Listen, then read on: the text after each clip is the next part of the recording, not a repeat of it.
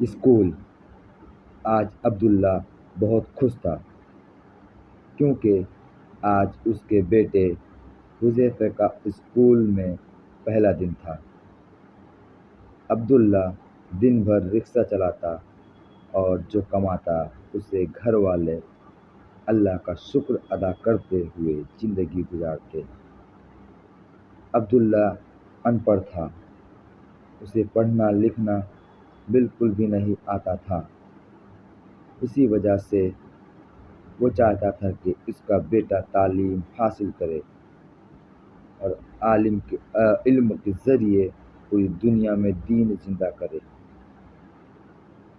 عبداللہ نے سب سے پہلے مسجد کے امام صاحب سے، جو عالم دین تھے، مشورہ کیا کہ عبداللہ کی تعلیم و تربیت کس طرح کی جائے۔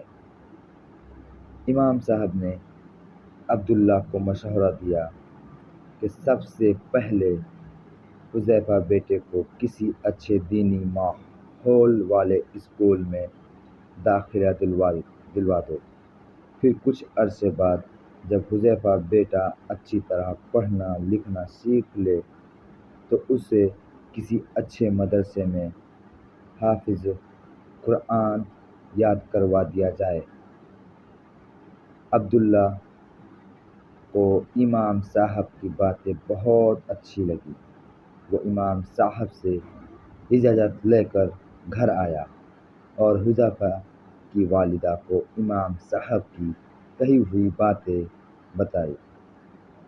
حذیفہ کی والدہ ایک سمجھدار خاتون تھیں، وہ بھی ان باتوں پر عمل کرنے کے لیے فوراً تیار ہو گئی۔